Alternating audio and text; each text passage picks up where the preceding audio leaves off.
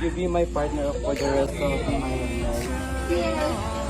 That I'm half obsessed with your face. Your face, yeah. Oh, my heart is so good. I love you so bad, so bad,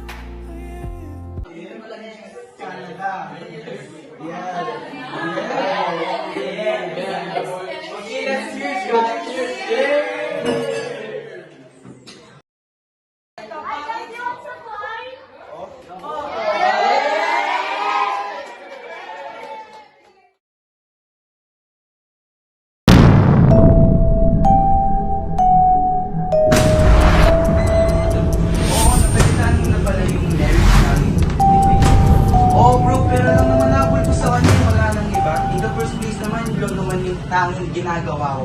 Pera lang nila. And yung trust ng parents niya so I can get into that company. Yun lang naman yung gusto ko eh. Money lang. Tapos kaya ko nang gawin lahat ng gusto Ano ko. to? Oh, wait lang bro. Hayop ka? Anong naririnig ko? Ginagamit mo lang pala ako? Bakit? Totoo naman, pera lang naman nahabol ko sa'yo ah. Anong pera? Lahat binigay ko, pati kinabukasan ko, tapos pera lang habol mo sa akin? Bakit ha? Anong gagawin mo? Magsusumbong ka sa Oo, parents mo? susumbong kita! Hindi ka na makakapagsumbong. Faye? Faye? Faye? Faye? Kailangan ko silang tawagin. Bro, pwedeng patulong pumunta ka ngayon sa bahay namin. Bilis, kayong dalawa ni Jmar. Bilis! Bro, tulungan mo ako, bro. Anong ginawa mo? Aksidente yung nangyari na bigla ako. Bilis. Buhatin nyo. Dalihan nyo ng dalawa dyan. Tara na, bilisan nyo. Bitawan niyo ako! Bilisan mo na, wala ka nang magagawa. Pre, kailangan pa ba natin gawin to? O pre, kailangan malalagot tayo dito. Bilisan nyo na, wala na kayong maraming satsat. Ihulog nyo na yan. Hoy! Anong ginagawa niyo dyan? Boss, may tao! Tara na. Takbo, bilis.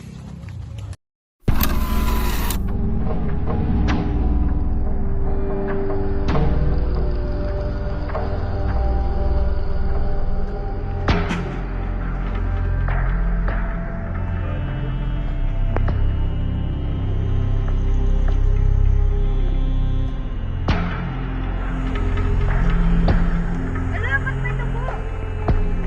Hoy! Hoy, dyan ka lang! Hello? May crime scene po dito. Nahuli po namin yung pumatay.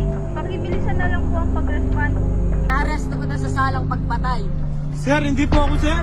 Napagbintangan lang po ako.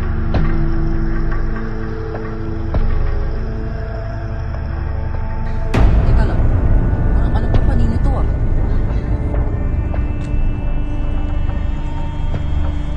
Teka lang.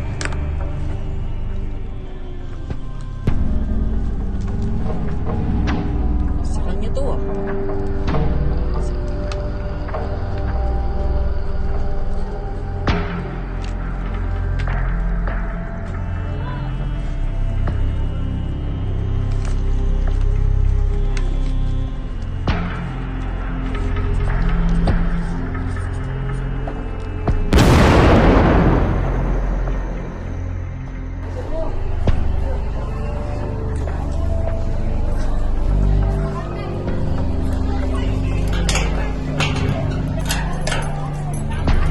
Chief, pwede ko po bang matawagin muna ang aking asawa? Sige, saglit lang ah. Nasaan ka? Ano nangyari?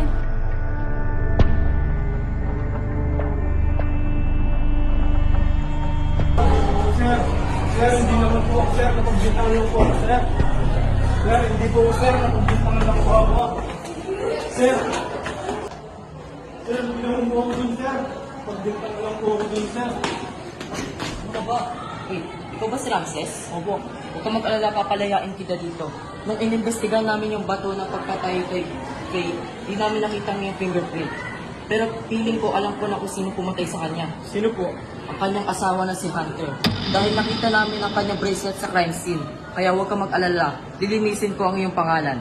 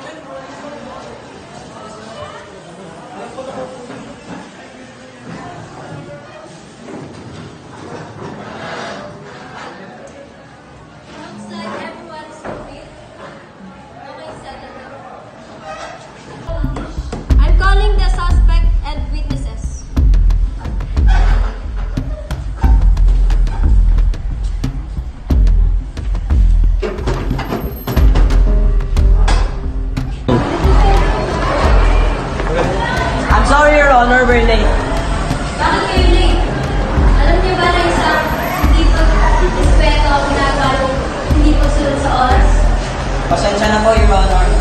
Maaari na kayo po.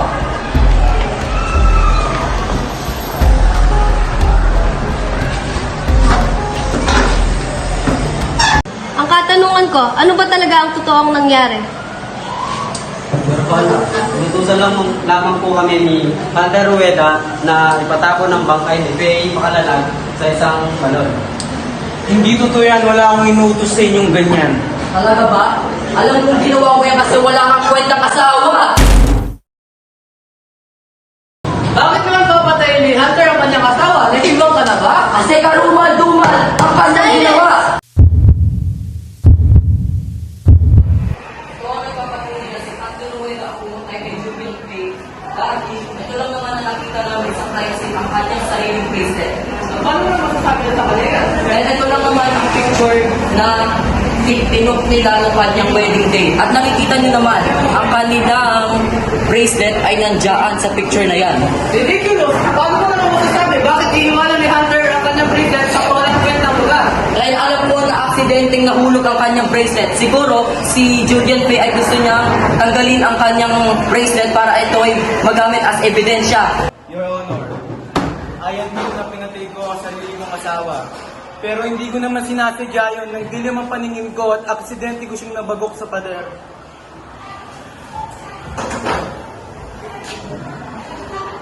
Patawanan niyo po. Hindi sinasadya ang ginawa ko. Okay, we're done listening. I may now announce Rueda Hunter is pleaded guilty for this crime. Please, God, Lord. Patawanan niyo po.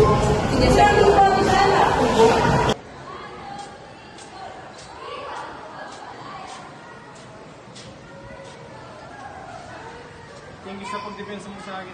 Walang anuman, dahil alam ko na inosente ka sa una pa lang at kaya kong ibigay ang hustisya ng kailangan ng lahat. Nasaan yung asawa ko? Bugay lang po kasi ako kaya sinulungan ko kung saan napadaan ng po. Francis, ano nangyari sa'yo? Sir, maraming salamat po. Walang anuman.